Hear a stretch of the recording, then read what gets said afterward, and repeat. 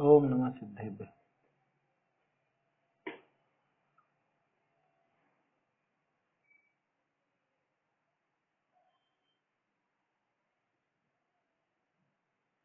श्री जिन शासन गुरु नमो नाना विधि सुखकार, आत्म हित उपदेश ते करें मंगलाचार, करें मंगलाचार। आत्मानुशासन ग्रंथ पर अपनी बात चल रही है, जिसमें 167 नंबर का छंद अपन कल देख रहे थे।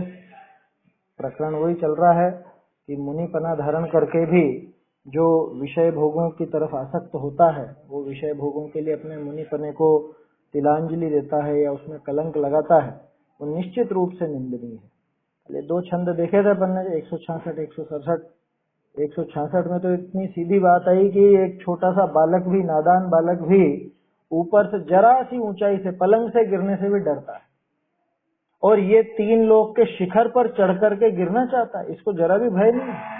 उसकी निर्भयता पर आचार्य आश्चर्य करते हैं। आश्चर्य क्या करते हैं, असल में उसको उस बालक से भी गया बीता बताते हैं। ये इतना गया बीता है, बिल्कुल गया बीता, छोटे बच्चे से भी ज्यादा गया बीता। इसको जरा भी अपनी गरिमा का ख्याल नहीं है, जरा भी इसको अपने पद का गौरव नहीं है, ऐसी बात है।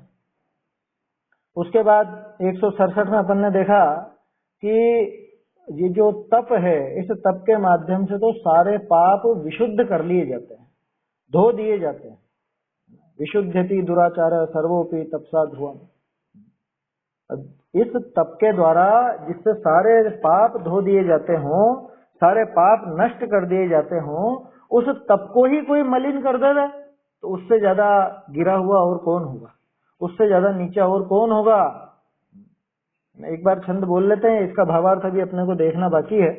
इस छंद को बोलते हैं।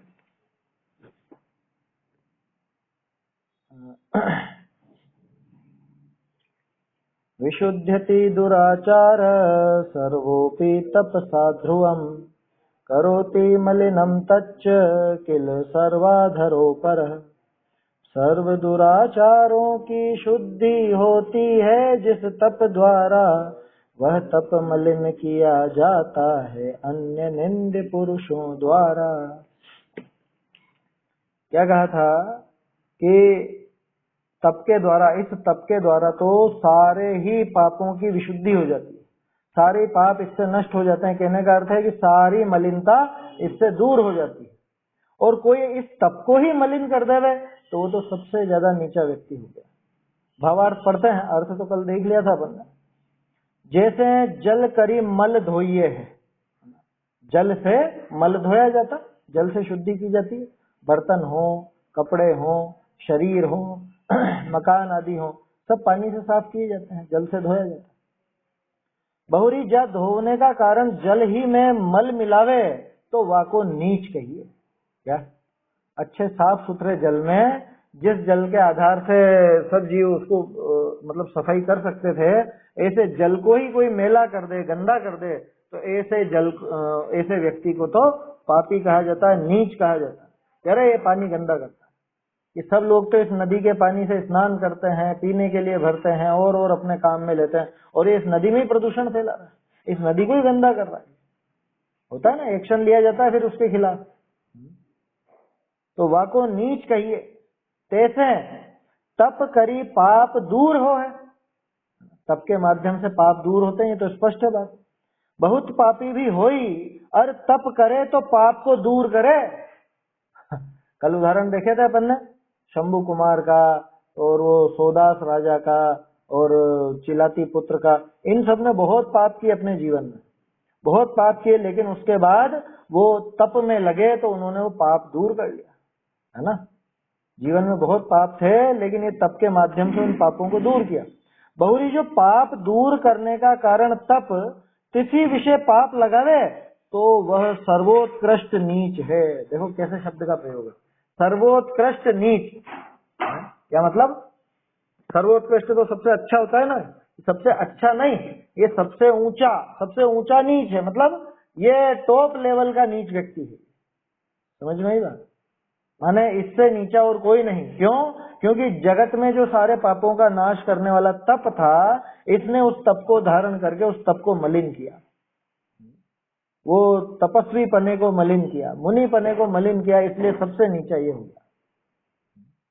जगत में सबसे ऊंचा पद मिला जिसको, और उसने उस पद में ही कलंक लगा दिया, वो सबसे नीचा कहलाया, है ना।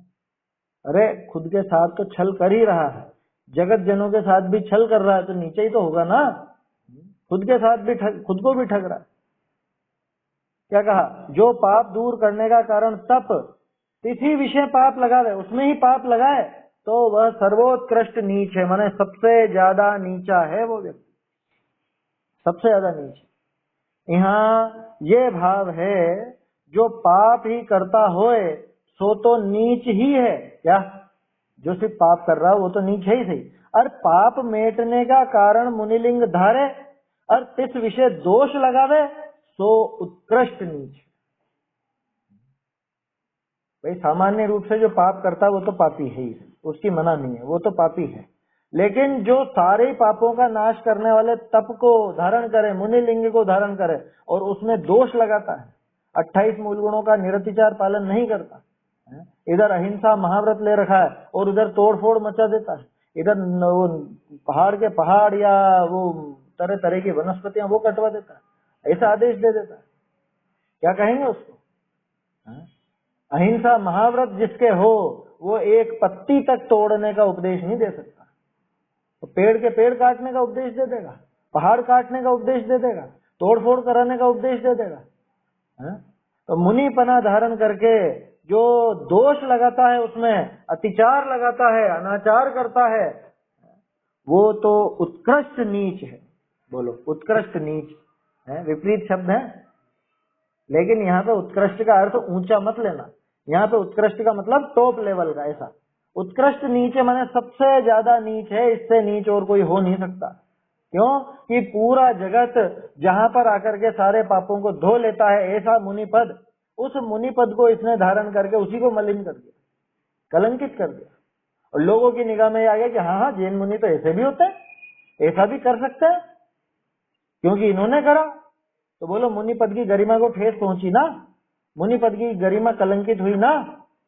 तो जिसने वो मुनिपद धारण करके ऐसा खोटा काम किया है, वो तो उत्कृष्ट नीच है। समझ में आई बात? हाँ हाँ हाँ हाँ, ध्यान है मेरे को, वो रहा वो पेड़, वो फोटो है ना, उस फोटो में अभी भी वो पेड़ मौजूद है। सोनगढ़ का किस्सा सुना रहे हैं ये। सोनगढ़ में जब वो परमागम मंदिर बनना था, परमागम मंदिर मालूम है आप लोगों को? परमागम मंदिर में ये जैसे दीवार है ना, तो दीवार पर संगमरमर के पाटी लगाकर उस पर सारे के सारे जो अपने मुख्य ग्रंथ हैं, जैसे समय सार जी, नियम सार जी, प्रवचन सार जी, पंचास्तिकाय जी, अष्टपाहुड़ जी, ये सब ग्रंथों को उकेर कर उन पर लगाया गया, इसलिए उसका नाम है परमागम मंदिर। तो वो परमागम मंदिर जब बनाया जा रहा था, तो वहां पर जिस जगह बनना प्रस्तावित था, वहां पर एक नीम का पेड़ था, नीम का जिसका भी हो पेड़ था एक, है ना, नीम का ही होगा शायद। तो वो पेड़ था वहां। अब लोग बाग तो तैयार थे उसे कटाने को। तो जब इनके सामने बात आई, कांजी स्वामी के सामने, गुरुदेव के सामने ये बात आई कि अरे यहाँ से पेड़, उन्होंने कहा नहीं बनाना, अपने को ऐसा मंदिर ही नहीं बनाना जहां पर ये पेड़ काटना पड़े, एक पत्ती भी तोड़नी पड़े, ऐसा काम नहीं करना।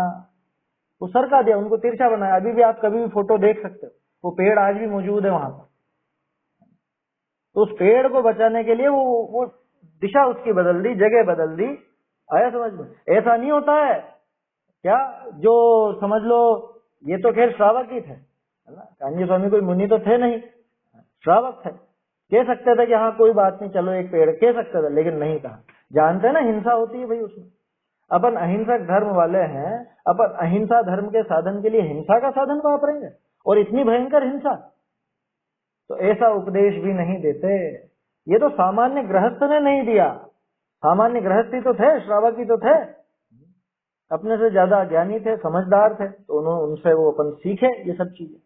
लेकिन खास चीज ये है कि जो पद है, अपने उस पद में रह करके और वो नीचा काम करे, उस पद की गरिमा को भुलावे, तो वो तो अत्यंत नीचे। यही तो कहा इस छंद में, क्या पाप मेटने का कारण मुनिलिंग धारे, मुनिलिंग तो पाप मिटाने का कारण था ना। मुनि पद जो है वो सारे पापों के नाश का कारण है ना। भाई पाप कौन से हैं? देखो प्रैक्टिकल समझो इसको। पाप कौन कौन से हैं? हिंसा, झूठ, चोरी, कुशील, परिग्रह, यही है। और इनका पूरी तरह से नाश कैसे होगा? अहिंसा महाव्रत, उससे हिंसा पाप का नाश होगा। सत्य महाव्रत से असत्य पाप का नाश होगा। अचौर्य महाव्रत से चोरी पाप का नाश होता। तो जगत में सारे पापों से बचने के लिए, सारे पापों को धोने के लिए तो मुनिपद होता है, पंच महाव्रत होते हैं।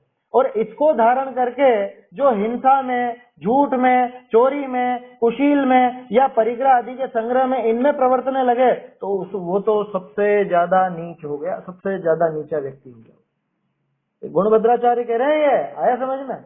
किसी व्यक्ति विशेष की बात नहीं है, लेकिन ये तो समझने की बात है कि कोई मुनि पद धारण करके, महाव्रतों को धारण करके और उसमें इन पापों में प्रवृत्ति करे, इंद्रिय विजय धारण करके और 5 इंद्रिय के विषय भोगों में लगे हैं, समितियों का पालन नहीं करे, तो फिर वो तो सबसे ज्यादा नीच हो गया। ऐसी बात है।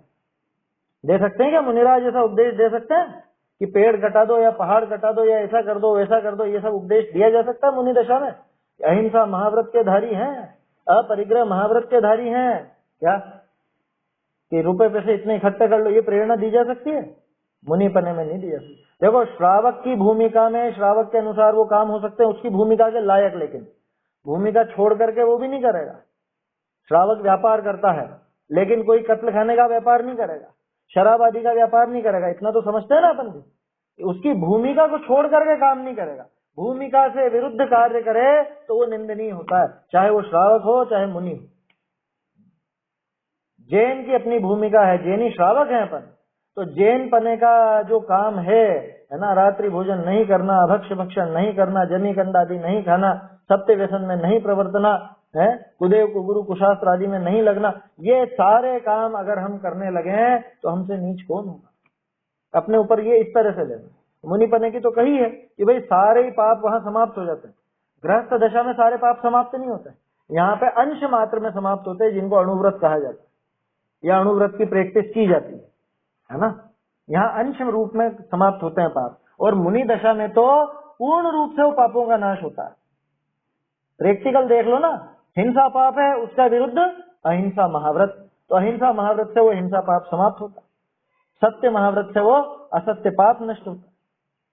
तो जो सारे जगत में जितने बड़े पाप थे, उन पापों से बचने के लिए, उन पापों को धोने के लिए, पापों से शुद्धि के लिए तो मुनिपना धारण किया जाता है। और मुनिपना धारण करके अगर इन्हीं कामों में लगे, इन्हीं पापों में लगे, तो क्या लिखा उसके लिए? किस विषय दोष लगावे तो उत्कृष्ट नीच है, तो सबसे बड़ा नीच है। तो कैसे शब्द वापर रहे हैं यार, ये तो किसने ऐसा किसी ने काम किया हो तो क्या कहेंगे उसे, बताओ? सबसे ऊंचे पद की गरिमा धूमिल कर दी ना उसने, है? जो चत्तारी लोगुत्तमा, तीनों लोक में जो सबसे उत्तम है चार, वो चार जो सबसे उत्तम है उनको नीचा दिखाया ना इसने, उस पद को धारण करके। सो अन्यत्र भी ऐसा न्याय है। कैसा न्याय है कि अन्य स्थान विषय किया पाप तो धर्म स्थान विषय दूर हुई। धर्म स्थान विषय किया पाप कहाँ दूर होए? वज्रलेप हो है। सुना कि नहीं सुना कभी? अन्य क्षेत्रे कृतम पापम धर्म क्षेत्रे विनश्यति, धर्म क्षेत्रे कृतम पापम वज्रलेपो भविष्य।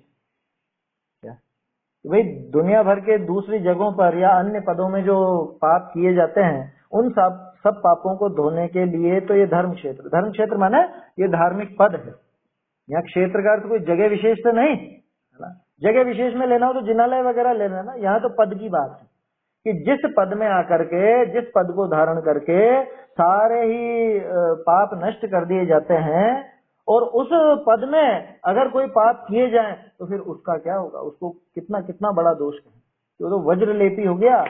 वज्रलेप समझते हैं? वज्रलेप का मतलब अब छूटेगा नहीं वो पाप।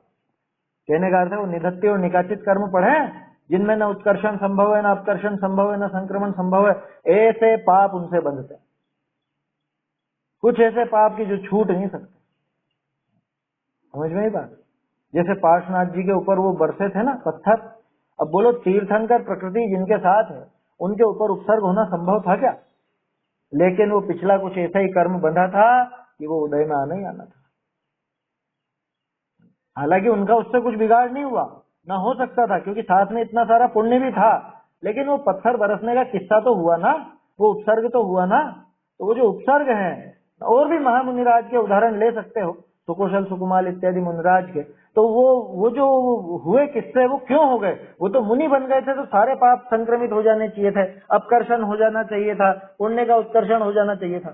कि पहले कुछ ऐसे निधत्ति या निकाचित रूप कर्म उन्होंने बांधे होंगे कि जिनका निवारण नहीं हो सकता, इस वजह से वो कर्म वैसे उदय में आए। तो वो कब बंधते हैं? कि वो तभी बंधते हैं जब इतने ऊंचे स्थान में आकर के भी कुछ ऐसा दोष किया जाए।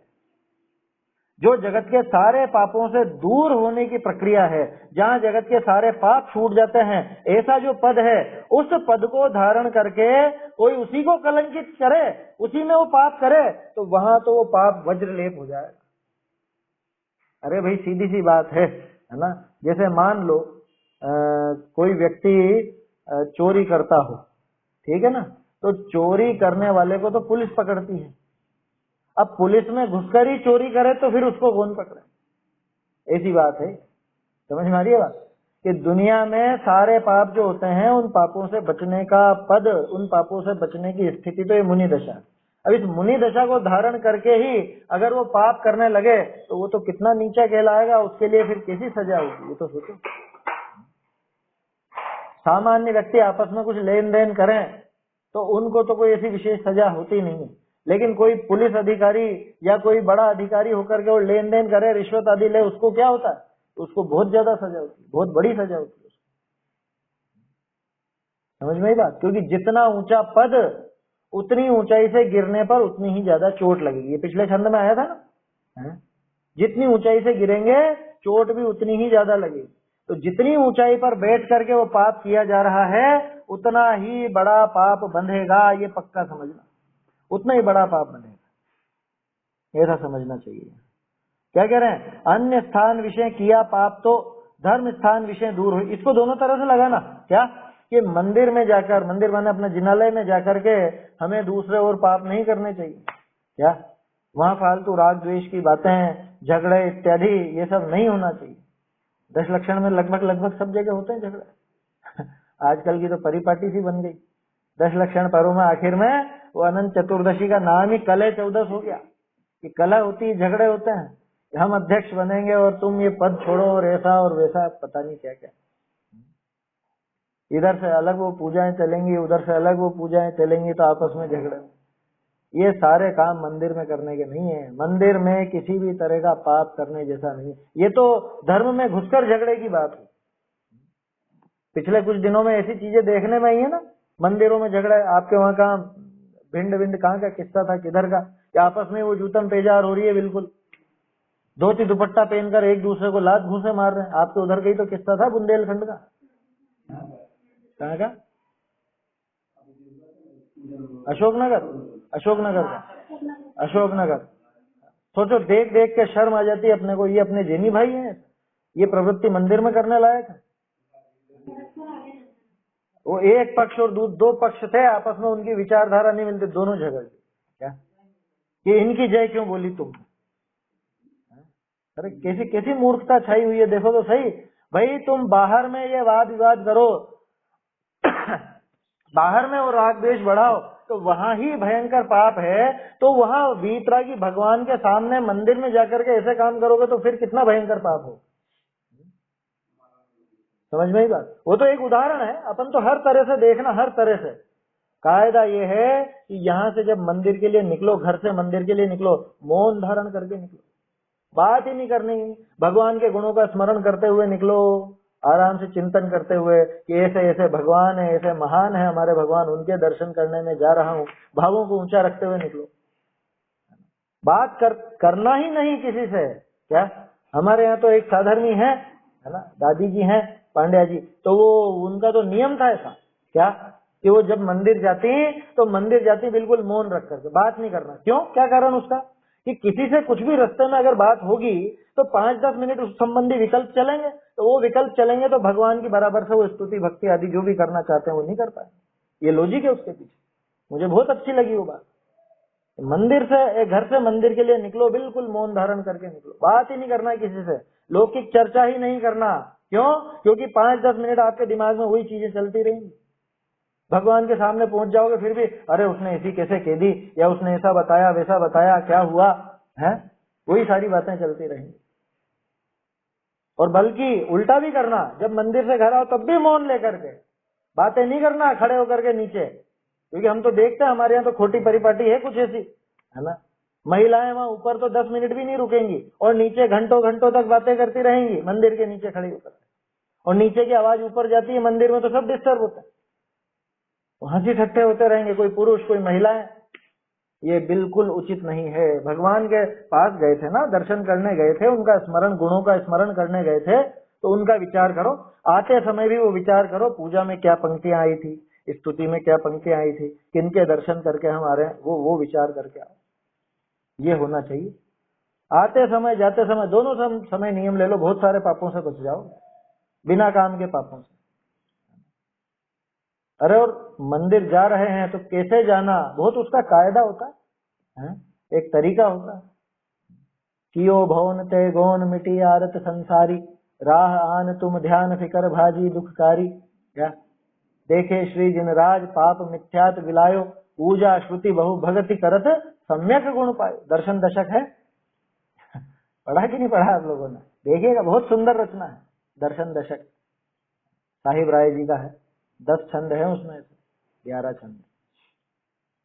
तो कहने का अर्थ यह है कि जाते समय अपन जिनालय जा रहे हैं तो वहां पे रंच मात्र भी और दूसरे पाप ना हो, है ना। घर में तो दूसरे सब पाप होते। अच्छा देखो, लोग बाग कैसा तर्क देते हैं, क्या जैसे मान लो अपन मंदिर में पंखा तो उचित है ही नहीं, लाइट वगैरह भी व्यर्थ में जलाने की किसी से मना, अरे घर पे नहीं करते हैं क्या? घर पे भी तो होती है। अरे भैया, घर और मंदिर की तुलना कर रहा है तू? घर और मंदिर को समानता दिखाई जा सकती है क्या? घर में तो सारे ही पाप होते हैं, घर में तो खाना भी बनता है, कल से यहाँ बनाने लग जाना है। घर पे तो सारे ही होते हैं, शादी ब्याह भी होता है, मरण मौत भी होता है, बच्चे बच्ची भी होते हैं, सारे ही काम होते हैं। तो मंदिर में भी वो सारे काम होने लग जाएंगे क्या? इसलिए कभी ऐसा तर्क मत देना, या कभी कोई इस तरह की बात करे तो बिल्कुल फटकार देना कि क्या बात करते हो, घर और मंदिर के समान है क्या जो घर से तुलना कर रहे हो मंदिर की? घर तो पाप का ही स्थान है, और यहाँ तो उस पाप से बचने के लिए आए थे ना। यहाँ आकर भी यही पाप करने लग जाओगे तो फिर पाप से बचोगे कहाँ? पुण्य में या धर्म मार्ग में कैसे लगोगे, कहाँ लगोगे? अन्य क्षेत्रे कृतम पापम धर्म क्षेत्रे विनश्यति, कि घर के जो सारे पाप करे थे वो सारे उसे छूटने के लिए तो हम यहाँ मंदिर में आए, और फिर यहाँ पर तो आकर के भी वही पाप करने लग गए, तो धर्म क्षेत्रे कृतम पापम वज्र लेपो भविष्यति, फिर तो वो निधत्य और निकाचित रूप ही बंधेंगे। तो दोनों तरह से इसका अर्थ लेना, एक तो क्षेत्र अपेक्षा भी लेना और दूसरा पद अपेक्षा भी लेना, कि जगत के सारे पदों में जितने पाप होते हैं उन सब से छूटने के लिए तो ये मुनि वेश ये था, है ना। मुनि पद धारण किया था, पंच महाव्रत धारण किए थे, और यहीं पर आकर के इन्हीं की मिट्टी पलीत करने लगे, इन्हीं को कलंकित करने लगे, तो फिर अब कहाँ पे बचेगा ये जी? पाप से बचने का ठिकाना तो ये पद था, पाप से बचने का ठिकाना तो ये जिनालय था। इस जिनालय में ऐसे पाप किए अथवा इस पद को धारण करके, मुनि वेश धारण करके और ऐसे पाप किए, तो फिर कहाँ बचेगा ये जी? सोचो। और बचेगा ही नहीं बचेगा ये तो दूसरी बात है, पाप कितना बांधेगा?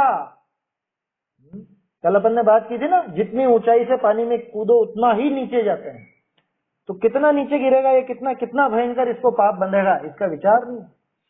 इसीलिए आचार्य देव को आश्चर्य था, अरे हमको आश्चर्य होता है ये 3 लोग के शिखर से गिरने में घबराता नहीं, इतना निर्भय।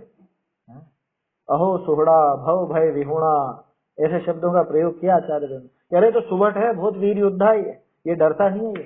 ये तीर्थंकर भी डर करके और संयम लेकर के और मुनि बन गए, मोक्ष चले गए, और ये डरता नहीं है इससे। आया समझ? आवे ना भोगन में तो ही गिलान, ऐसा करके भजन है, शायद भूधरदास जी का है। तीरथ नाथ भोग तजी दीने, तिनते मन डर आन, तू तिनते कछु डरपत नाही, दीसत अति बलवान।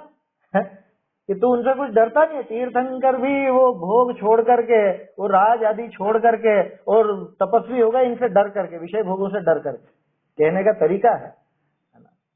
और तू इनसे कुछ डरता नहीं है, तू ये विषय भोगों से, ये 5 इंद्रिय के विषय भोग और इन पापों से तू डरता नहीं है। दीसत अति बलवान, तू बहुत ज्यादा बलवान नजर आता है, तीर्थंकरों से भी ज्यादा बलवान है तू शायद।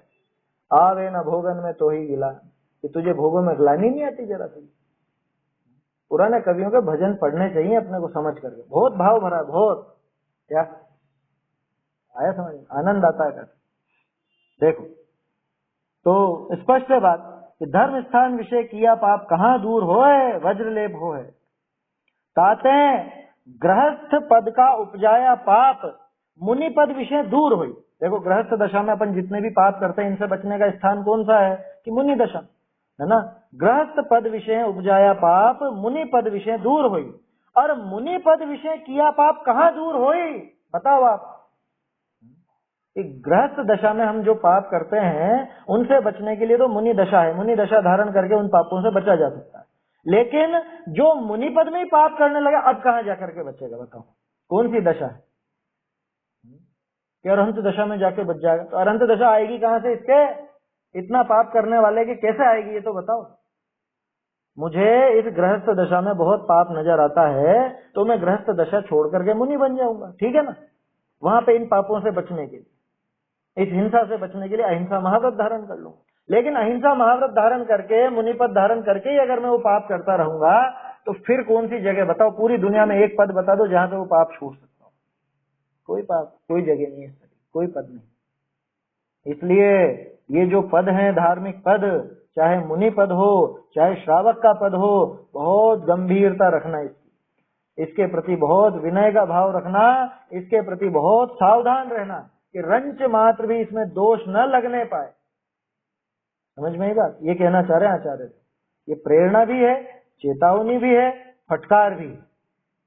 जो ऐसे भ्रष्ट हो गए उन लोगों के लिए फटकार है, अपने लिए चेतावनी है कि भाई ऐसा पद धारण करो तो बहुत सावधान हो। और प्रेरणा भी है कि भैया बनो तो अच्छे से अच्छे बनना, क्या भावलिंगी ही बनना, ऐसा नहीं द्रव्यलिंगी भी बनो तो कम से कम सच्चे द्रव्यलिंगी तो होना। 28 मूल गुण का तो निरतिचार पालन करना, ऐसे नहीं जोश जोश में भावावेश में आकर के क्या मैं भी चल गया, मैंने देखा मुनि संग जा रहा है, मैं भी उनके साथ हो लिया, अगले दिन मैंने भी दीक्षा धारण कर ली। ऐसे भावावेश में नहीं होता, ऐसे भावावेश में धारण नहीं करना। इस पद की महिमा को, इसकी गरिमा को, इसके महत्व को और इसका जो प्रयोजन है वो सिद्ध दशा, उन सबका बराबर विचार करके और इसका सम्मान बनाए रखना। क्या और सम्मान वन्मान से मतलब नहीं है, खास तो खुद के सुख और दुख से लेना देना है। क्योंकि मैं अगर उस पद में दोष लगाऊंगा तो दुख तो मुझे ही उठाना पड़ेगा ना, वो पाप तो मुझे ही बनेंगे, वो जो वज्रलेपी पाप होंगे वो बनेंगे तो मुझे ही। मेरी बात समझ। ताते गृहस्थ पद का उपजाया पाप, मुनि पद विषय दूर हुई। और मुनि पद विषय किया पाप कहाँ दूर हुई, वज्रलेप हुए। ऐसे निश्चय करी मुनि लिंग विषय दोष लगाना योग्य नहीं। मुनि पद धारण करके और उसमें दोष लगाना, उसमें ऊट पटांग क्रियाएं करना, अनर्गल प्रवृत्ति करना, अतिचार लगाना, अनाचार लगाना, ये रंच मात्र भी उचित नहीं है। समझ में आ रही है बात। मुनिपना किस लिए धारण किया था, कि मोक्ष के साधन के लिए धारण किया था ना, आत्मानुभव के लिए धारण किया था ना, जगत के सारे पापों से छूटने के लिए धारण किया था ना। अब वो मुनि पद धारण करके वो जगत के सारे काम करता फिरूं, तो ये कहां की समझदारी हुई। रुपए पैसे इकट्ठा कर रहे हैं तो रुपया पैसा इकट्ठा तो पहले ही कर रहा था ना गृहस्थ दशा में, अब क्यों धारण कर लिया। तोड़ फोड़ कर रहे हैं या निर्माण कर रहे हैं तो ये काम तो पहले गृहस्थ दशा में ही होते थे, ये मुनि पद धारण करके ये काम क्यों किया। पहले ही ऊट पटांग बातें तो गृहस्थ में होती थी, ये सत्य महाव्रत धारण करके ऐसी बातें क्यों बोलने लगा। अगर इस तरह का काम होता है तो ऐसा दोष लगाना बिल्कुल भी उचित नहीं है, इससे खुद का ही बुरा होगा। समझ में ही बात, खुद का ही बुरा होने वाला है। जगत का तो जो होगा सो होगा, बाकी इसमें सबसे खास बात है कि खुद का ही बुरा होगा, इसलिए ये उचित नहीं है। लिखा ना ये पहले सर्वाधर परक, सबसे नीचा हो गया वो तो सबसे नीचा, जबकि सबसे ऊंचा पद धारण किया था उसने। सबसे ऊंचा पद धारण करके और सबसे नीचा हो गया, क्यों, क्योंकि उस पद की गरिमा नहीं रखी, वहां पे कलंक लगाया इसने। ऐसा ठीक है, छंद हो गया ये, भावार्थ भी अपना हो गया। आगे बढ़ते हैं, अगला छंद 168। आगे आश्चर्य के बहुत कारण हैं, क्या दुनिया में बहुत सारी आश्चर्यकारी चीजें हैं। 3 विषय तप को छोड़ने वाला के अति आश्चर्यपणा के कारण को दिखावता सूत्र का है। क्या जगत में और किसी से हम आश्चर्यचकित नहीं होते। हम तो दो ही बातों से आश्चर्यचकित होते हैं। कौन सी दो बातें हैं, वो इस छंद में दिखा रहे हैं, देखते हैं। संत्यैव कौतुक शतानि जगत्सु किंतु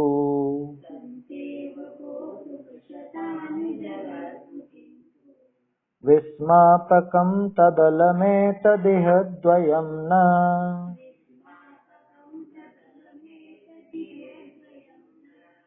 पीत्वामृतं यदिव मन्ति विसृष्ट पुण्या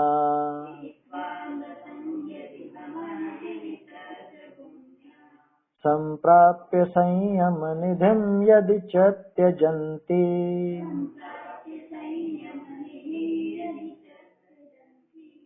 संत्यैव कौतुक शतानि जगत्सु किंतु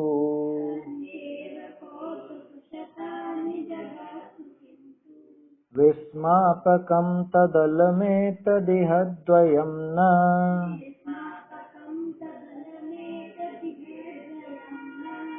पीत्वामृतं यदिव मन्ति विसृष्ट पुण्या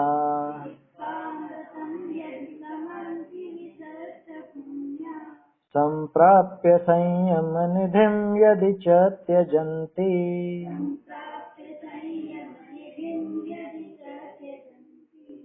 है त्रिलोक में शत शत कौतुक किंतु हमें दो ही भासे अमृत पी कर में अभोगे संयम निधि पाकर त्यागे।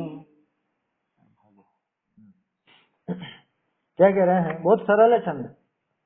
संत्यैव संति एव है ही सही, क्या है, कौतुक शतानि, इस सैकड़ों कौतुक हैं इस जगत में, क्या जगत्सु, इस जगत में समस्त लोक में सैकड़ों हजारों लाखों करोड़ों कौतुक हैं, आश्चर्य के ठिकाने हैं।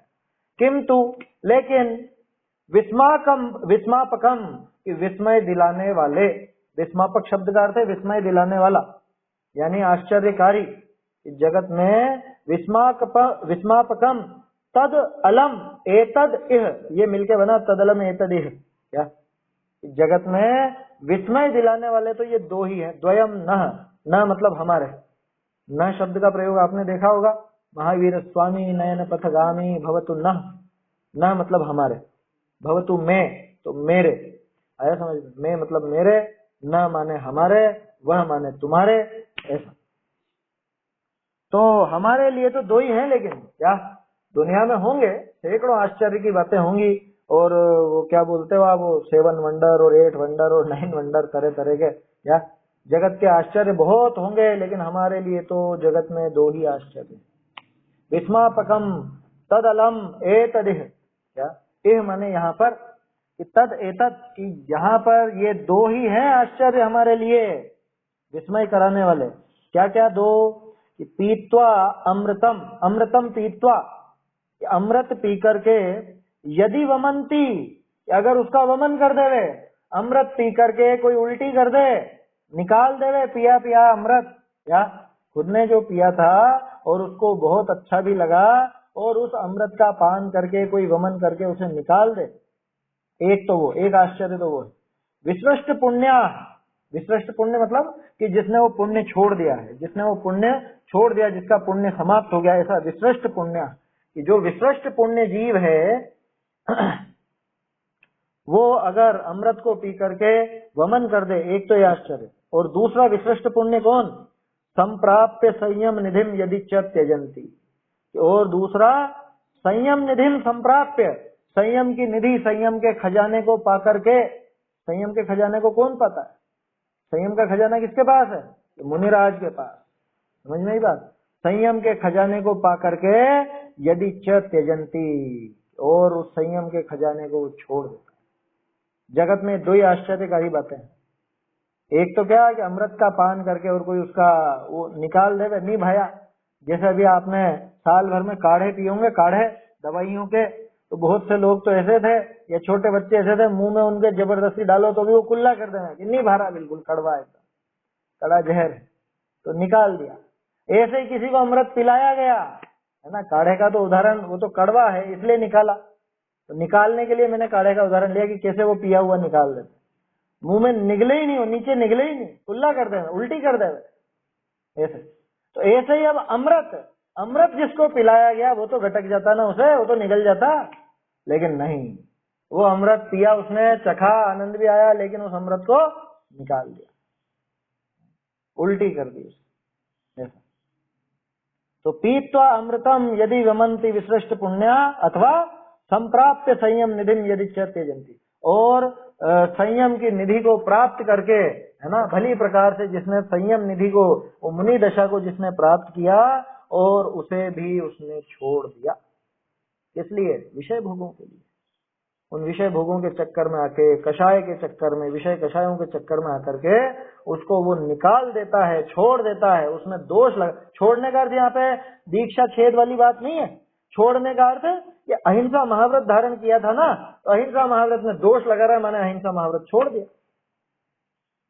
इंद्रिय विजय में दोष लगा रहा है तो इंद्रिय विजय छोड़ दी उसने। 5 समितियों में दोष लगा रहा है तो 5 समितियां छोड़ रखी, और क्या, और कैसा छोड़ना होता है। ऐसा छोड़ना मत समझना है कि वापस से वो गृहस्थ बन गया, वो वाली बात नहीं कह रहे हैं आचार्य देव। आचार्य यहाँ ये कहना चाह रहे हैं कि जिसने वो पंच महाव्रत 28 मूल गुण जिसने धारण किए, उन 28 मूल गुणों में दोष लगाता है ना, उसमें कमी रखता है, अतिचार लगाता है, तो निश्चित रूप से उसने वो छोड़ दिया। ये जगत का बड़ा भारी आश्चर्य है। क्या ये आश्चर्य की बात है? इसको इस पद से मोक्ष मिलने वाला था, ये मुनिपना जो इसने धारण किया था, इस मुनिपने का तो अगला कदम मोक्ष में था। चलते फिरते सिद्धों सा कहा जा रहा था इन्हें कि मुनिराज कैसे, कि चलते फिरते सिद्धों के समान। कहाँ पे आया ये मालूम है? चलते फिरते सिद्ध कहाँ बताया? नियमसार जी ने, नियमसार जी में कहा है चलते फिरते सिद्ध। और भी जगह है, दूसरी जगहों पर भी है, लेकिन नियमसार जी तो मूल है ना अपना, 2000 वर्ष पुराना। तो क्या कह रहे हैं? संप्राप्त संयम निधिम यदि त्यजंती, ऐसे उस संयम निधि को पाकर के जिस विशिष्ट पुण्य ने, जिस हीन पुण्य ने, हत भाग्य ने, क्या देशी भाषा में कहें तो जिसका कर्म फूट गए, समझिए, कर्म फूटा कहते हैं ना, जिसका भाग्य बिल्कुल फूटा हुआ है, ऐसा। तो ऐसे व्यक्ति ने अगर वो मुनिपना धारण करके उसको छोड़ दिया माने उसमें दोष लगाया, वो आश्चर्यकारी बात है। जगत का इससे बड़ा आश्चर्य क्या होगा? लोग बाग तो बातें करते हैं ना, क्या काय का आश्चर्य की, कि ताजमहल है, कि वो क्या है, वो 7 वंडर्स जो होते हैं, अभी अपने यहाँ भी वो बन गए, वो स्टेच्यू बना दी वो वल्लभ भाई पटेल की, या और ये भी बहुत बहुत वो आश्चर्यकारी बातें हैं। ये काय का आश्चर्य, ये चीजें तो बनती बिगड़ती रहती हैं, ये आश्चर्यकारी नहीं है। असली आश्चर्य तो 2 ही है, कि अमृत पिलावे किसी को और वो अमृत नहीं पी करके वो उल्टी करके निकाल दे, अथवा जिसने अमृत के समान मुनि पद को धारण किया और इस मुनि पद में दोष लगा, इसको ग्रहण न करे, इसका पालन न करे बराबर। ये घोर आश्चर्य की बात है कि जगत में इसको सर्वोत्कृष्ट पद मिला था, इसको मंगल कहा जा रहा था, इसे उत्तम कहा जा रहा था, इसकी शरण ली जा रही थी, और ऐसे इस पद को इसने धूमिल कर दिया। ऐसे इस पद की गरिमा नहीं रही। समझ में आई बात? तो संप्राप्त संयम निधिम यदि त्यजंती, अगर वो इस संयम निधि को छोड़ देता है, ये भी बहुत भारी आश्चर्य की बात है। देखिए अर्थ देखते हैं इसका, सरल छंद तो कि 3 जगतनी विषय कौतूहलनी के सैकड़े पाइये ही है, कि सैकड़ों कौतूहल पाए जाते हैं तीनों जगत में, तरह तरह के कौतूहल, कौतुक, आश्चर्यकारी घटनाएं, आश्चर्यकारी वस्तुएं खूब पाई जाती, परंतु इन विषय हमको तो एक 2 ही कार्य अत्यर्थपने आश्चर्य उपजावने हारे हैं। अत्यर्थपने मतलब अत्यधिक, सर्वाधिक आश्चर्यकारी घटना क्या? जैसे वो आप देखते रहते हो ना, बच्चे तो पहले किताबों में देखते थे विश्व के आश्चर्य, विश्व के अजूबे। अब आजकल यूट्यूब का जमाना है तो आप वो वीडियो वगैरह टटोलो उस पर, क्या कैसे कि कौन कौन से ऐसे बड़े महान आश्चर्य हैं विश्व के, वो देखने लगो। उनमें कोई आश्चर्य की बातें नहीं, क्योंकि ऐसी तो सैकड़ों बनती रहेंगी, मिटती रहेंगी, इससे बढ़ बढ़ करके होती रहेंगी, तो वो आश्चर्य नहीं। आश्चर्यकारी बात तो ये क्या कि अपने हित का मार्ग जिसको मिल गया और वो मूर्ख व्यक्ति अपने उस हित के मार्ग को छोड़ बैठता, खुद अपने हाथों उसको तिलांजलि दे देता, ऐसी बात है। तो ये अत्यर्थपने आश्चर्य उपजावन हरे है। ये 2 ही कार्य अत्यर्थपने मतलब अत्यधिक रूप से, सर्वाधिक रूप से आश्चर्य करने वाला, आश्चर्य पैदा करने वाले कौन कौन से? एक तो भाग्यहीन पुरुष अमृत पी करी ताको वमे है, अमृत पी करके उसका वमन कर देता है। और एक जो संयम नियम निधान को पाए करी ताको छाड़े। लो, एक ने तो अमृत पिया और उसका वमन कर दिया, निकाल दिया उसको उल्टी के माध्यम से, और दूसरा वो कि जो संयम नियम निधान को पाकर के, निधान माने खजाना, ये संयम नियम के खजाने को पाकर के, खजाना ही तो है। मुनिराज के 28 मूल गुणों के साथ कितने कितने होते हैं, 18,000 शील चलते हैं उनके साथ, हैं तो पढ़ते हैं ना अपन, हजारों की संख्या में वो शील और वो बहुत तरह के गुण उनके साथ बताए जाते हैं। तो ऐसा निधान जिसको मिला उसको पाकर के जो उस मुनि पद को छोड़ता है या मुनि पद की गरिमा भंग करता है, दोष लगाता है अपने महाव्रतों में, समिति में, इंद्रिय विजय आदि में, तो ये महान आश्चर्यकारी बात है। देखो भावार्थ, जहां असंभव कार्य भासे तहां आश्चर्य मानी है ना, असंभव काम नजर आए वहां आश्चर्य होता है। तो लोकनी को तो अनेक कौतुक रूप कार्य आश्चर्य को उपजावे। इस जगत के जीवों को तो बहुत सारे कार्य आश्चर्य पैदा करते हैं, तो जरा जरा से में आश्चर्यचकित हो जाते हैं, जरा जरा से। चलो देखो कितना बढ़िया गाना गाया, कितना बड़ा नृत्य किया, कितनी कलाबाजी दिखाई, कैसा किया, उसके अंदर ही आश्चर्यचकित हो जाते हैं। इतना सुंदर खाना, इतना स्वादिष्ट भोजन कैसे आपने इतनी जल्दी बना लिया, इसमें आश्चर्यचकित हो जाता है। ये देखो अद्भुत साड़ी आई है, अद्भुत ये कपड़े आए हैं, इनमें ही आश्चर्यचकित हो जाता है। साड़ियों की डिजाइन में या वो गहनों की डिजाइन में या और चीजों की डिजाइन में, घर बनाया किसी ने, ऐसा घर बनाया, देखो बहुत आश्चर्य। इन लोगों के बारे में क्या बात करना है, तो जरा जरा सी बातों में आश्चर्यचकित हो जाते हैं। इनके तो वो कषाय पड़ी हुई है ऐसी, है ना, कौन सी होती है आश्चर्य वाली कषाय? विस्मय नाम का दोष है, 18 दोषों में विस्मय नाम का दोष है। और विस्मय मालूम दोष क्यों है? क्योंकि विस्मय अज्ञान का सूचक है। जिसको उस चीज का ज्ञान नहीं है उसी को तो विस्मय होगा ना, आश्चर्य उसी को तो होगा जिसको मालूम नहीं है उसके बारे में। तो विस्मय नाम का एक दोष है, वो प्रत्येक जीव के है। तो इस वजह से वो जीव जगत में हर किसी बात से दुखी हो, मतलब वो आश्चर्यचकित हो जाता है। तो लोकनी को तो अनेक कौतुक रूप कार्य आश्चर्य को उपजावे है, परंतु हमको तो इन दो कार्य नहीं का आश्चर्य है। हमें तो इन दो ही चीजों का, दो ही कार्यों का, दो ही बातों का आश्चर्य है। कौन सा? कि कोई महाभाग्य ते जा करी जराधिक रोग न हुई, ऐसा अमृत पान किया किसी ने, बहुत भाग्य से, बहुत पुण्य के उदय से उसको ऐसा कहीं से मिल गया अमृत कि जिससे जरा आदि रोग न हो। जरा किसको कहते हैं? जरा माने बुढ़ापा, कि बुढ़ापा न आवे, ऐसा अमृत जिसको मिल गया, ये अमृत पी लो बुढ़ापा नहीं आएगा। किसको मिल गया किस्मत से अमृत? अब अमृत पान तो कर लिया, बहुरी वाको वमे, लो ये क्या किया कि तुम्हें ये जरा सा अमृत और ये अरबों की कीमत का ये अमृत पिलाया गया था और इससे तुम्हें बुढ़ापा या और कोई भी रोग नहीं आता। इस अमृत का पान करके भी और तुमने इसको उगाल दिया, इसको निकाल दिया वापस। तो एक तो ये आश्चर्य है ना, बहुरी वाको वमे, तो एक तो ये आश्चर्य है। और कोई काल लब्धिते, जैसे वहां पुण्य की बात थी ना, यहाँ भी पुण्य की बात भी है। पुण्य तो क्या है, यहाँ तो काल लब्धि और खुद का पुरुषार्थ है। काल लब्धिते जा करी जन्म मरण आदि दुख का नाश हुई। देखो अमृत का उदाहरण इसलिए दिया क्योंकि जैसे अमृत से बुढ़ापा आदि रोग नहीं आते, उसी तरह से मुनि पना धारण करके तो मोक्ष प्राप्त होता है, वहां जन्म मरण आदि सारे ही दोषों का अभाव हो जाता है। तो जिसके द्वारा जन्म मरण आदि दुख का नाश होई, ऐसा संयम निधान का ग्रहण किया, ऐसे संयम रूपी खजाने का ग्रहण किया, बहुरी वाको छाड़े, तो यह एक आश्चर्य है। तो जगत में ये दो ही आश्चर्य हैं कि सारे रोगों को दूर कर देने वाला अमृत का पान जिसने किया था और बाद में खुद ने वो अमृत निकाल दिया। ठीक वैसे ही कि जिसने जगत का सारे दुखों का नाश करने वाला, 18 दोषों का नाश करने वाला मुनि पद धारण किया और उस मुनि पद में दोष लगा दिया, मुनि पद को छोड़ दिया। ये दो ही आश्चर्य है।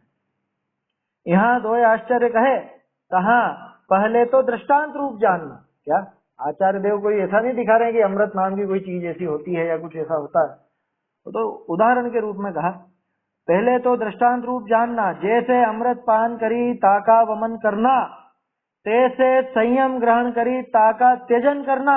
ये दो विपरीत कार्य हैं, ये दोनों के दोनों उल्टे काम है, ये विपरीत काम है। ये क्या अमृत पी करके और उसको निकाल देना, उसी तरह से मुनि पद धारण करके और उसका पालन नहीं करना, ये दोनों विपरीत काम।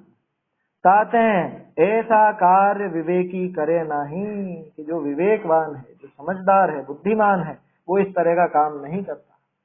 वो इस तरह का काम नहीं करता जिससे लोगों को आश्चर्य हो सके। लोगों को क्या, यहाँ तो आचार्य देव कह रहे थे, हमको और किसी से तो आश्चर्य नहीं होता, हमें तो इन दो बातों से ही आश्चर्य होता है कि किसी को अमृत पिलाए, तोड़रमल जी ने उदाहरण लिया ना, जैसे कोढ़ी को अमृत पान कराएं और वह ना करे। अब वहां तो नहीं करने की बात थी, यहाँ बात क्या है कि पान कर लिया लेकिन फिर निकाल दिया। कि कैसा मूर्ख, सिर्फ निगलना था इसको, और कुछ नहीं करना था, निगलना था बस। इसको तो जरा भी मेहनत नहीं करनी पड़ी, किसी और ही व्यक्ति ने आकर के चम्मच से इसके मुंह में रख दिया। अब क्या करना है बोलो, इतनी भी मेहनत बची इसकी कि उठा करके मुंह में नहीं भरना था इसको, अब तो सिर्फ निगलना था, लेकिन नहीं निगला इसने उल्टी करके बाहर निकाल दिया। ठीक है, सही यहाँ पर या मुनिपना धारण किया और मुनिपने में दोष लगाए तो समझना ये अमृत को निकाल देने जैसा है। ताते ऐसा कार्य विवेकी जीव